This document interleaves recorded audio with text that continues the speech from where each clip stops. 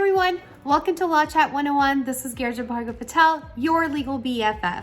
Today's episode is going to be all about subscription models. This is a quick tip episode about subscription models. So if you are a retailer or somebody else, a coach or any other online business that has a subscription model, you want to stay tuned to the end. There are some changes that have happened in the laws across the states. Some are enacting them and they're quite restrictive also, so you want to make sure you're following them, especially if you have anybody from California who is part of your subscription model. But before we begin, remember, if you like this episode, make sure you like it, and then make sure you are also leaving a comment below. Tell me what you're thinking and how this is helpful, or if there's something else that you want to learn about and you really are just eager to be like, I want to make sure all my legal ducks in a row. Tell me more. So leave those comments below. Make sure you like this and, follow, subscribe to this channel. I have amazing people coming in through my podcast, and the podcast is hosted on YouTube as well as anywhere that you listen to podcasts as well. So make sure you subscribe so you get the latest and the greatest coming out of GBP Law and Law Chat with Girija. Okay, let's get started. So subscription models are so relevant today, and everybody's doing them. And if you haven't started, you might be thinking about starting a subscription model in your business. And subscription models are something that are easy to handle. They're consistent in your revenue, consistent with also what services you're giving out. So it seems like a really fun model to have in your business. Well, with everything that is fun and everything that becomes a trend, the laws also start catching up. They might be slow, but they catch up. And so the laws are catching up. And with that being said, what I'm talking about are some of the top things that you need to be doing in your business, but also some changes that you need to make if you have not already done them. So there are some new laws that have come out of California and some other states that have been enacted at the latter part of last year, or they're going to be enacted soon, and meaning in application. And you want to make sure that your business is literally in compliance with these laws, because a lot of them also go hand in hand with consumer protection.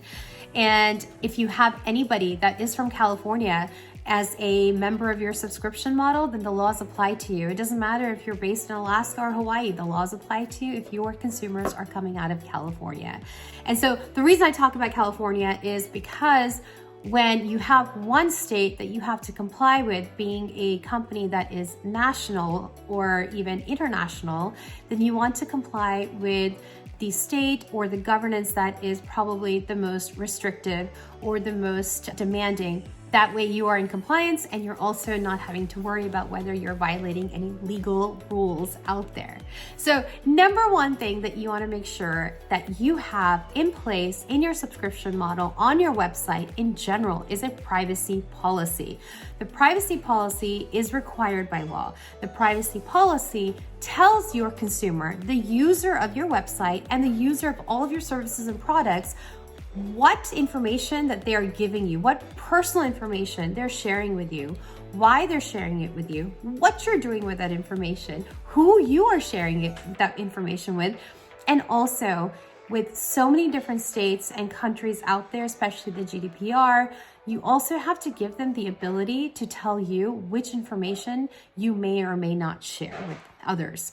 And so this is something that is really becoming more prevalent, and you want to make sure that your business policies and the information that you are getting from other people is being used in an appropriate manner, because at the end of the day, you're stewards of their information, and governments and the laws are trying to protect the consumers. So the privacy policy is required, and the privacy policy is very important to the laws out there. And so you want to make sure that you are complying with it. And again, I have a privacy policy on Your Contract Buddy, or it's a template that you can download and apply to your business.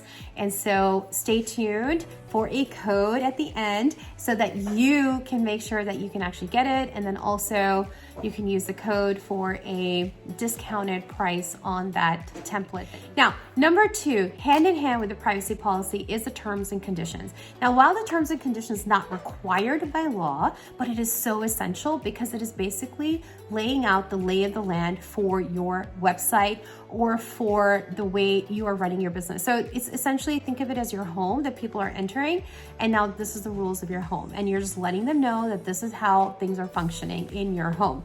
On the terms and conditions, what you're sharing with them is the refund policy, for example. You're also sharing with them who owns the intellectual property on your website, or the products on your trademark, or whatever services that they're getting. How can they use those services, or the education that they might be getting? How can they use that education, and can they share it with others, or can they copy paste? All of that stuff is in your terms and conditions. In addition to all of that, you have your disclosures and your disclaimers as well. What are you going to warranty? What are you not warranting? Are you somebody who's accredited by XYZ type of certification, or are you not?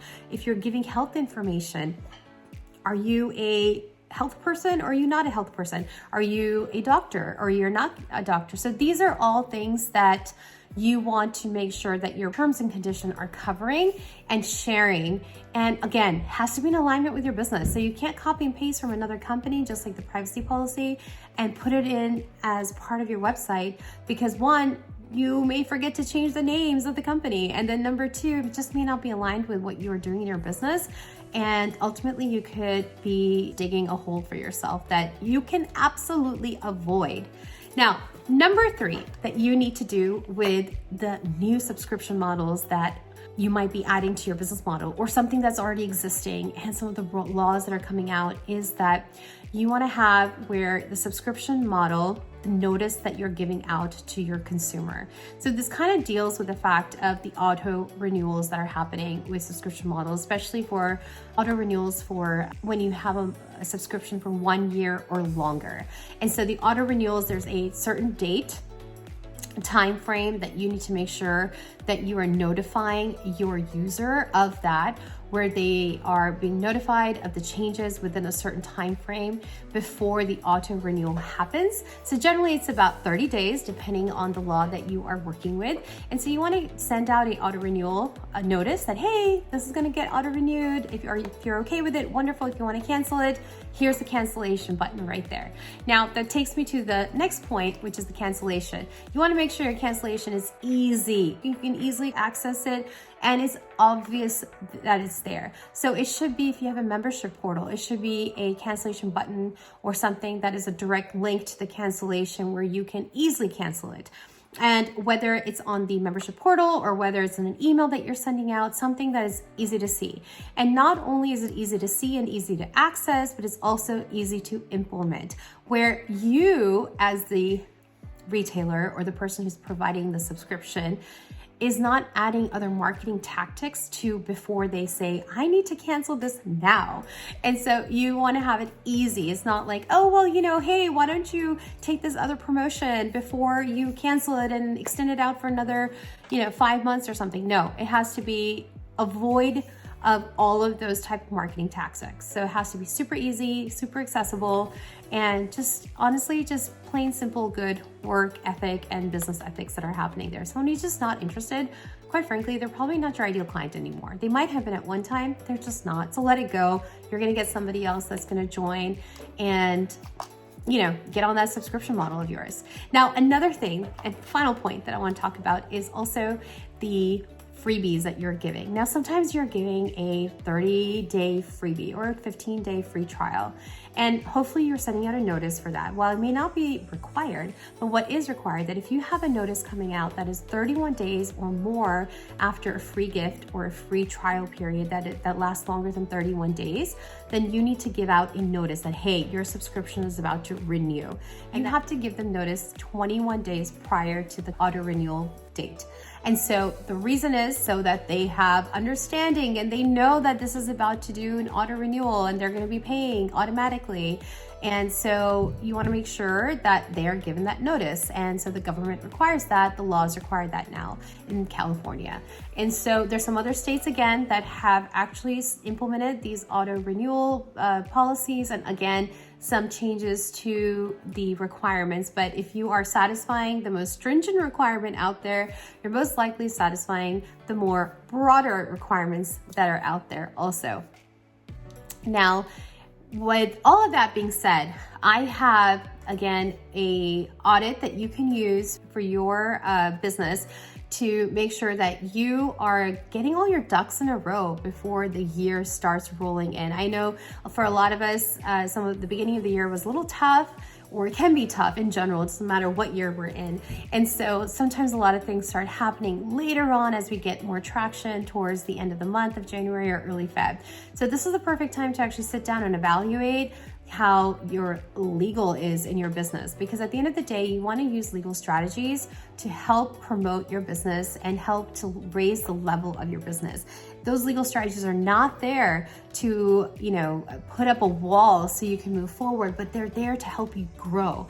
And so these legal strategies are very important to start implementing from the beginning rather than doing it later on when it might just be too late and you won't be able to mitigate the issue as much as you could have if you started doing it now. So download that 5-day legal audit challenge. It's a self-paced legal audit with so much education. I have workbooks, I have worksheets for you also. So it's not something that is going to be difficult to implement. It's going to be actually teaching you also how to do it. So there's videos and there's worksheets. So download that for your business. And again, there is a code that I'm going to be giving you, BUDDY20, BUDDY 20. Use that for your contract buddy and get the templates that you need for your business. If you're in that space where you want to get some solid legal contracts in your company, but you just can't afford the legal fees right now, but you can definitely afford these contract template prices. If you have any other questions, DM me, leave a comment below. And again, share the love. This video and many other videos that are coming out through Law Chat 101 are quick, easy tips for your business. They're legal strategies, business strategies, marketing strategies are coming out of here. And so share the love. And again, subscribe so you don't miss future information that's coming out, the bestest that is coming out from GBP Law and Your Contract Buddy and Law Chat with Girija. I will catch you again. Thank you for tuning in. Bye.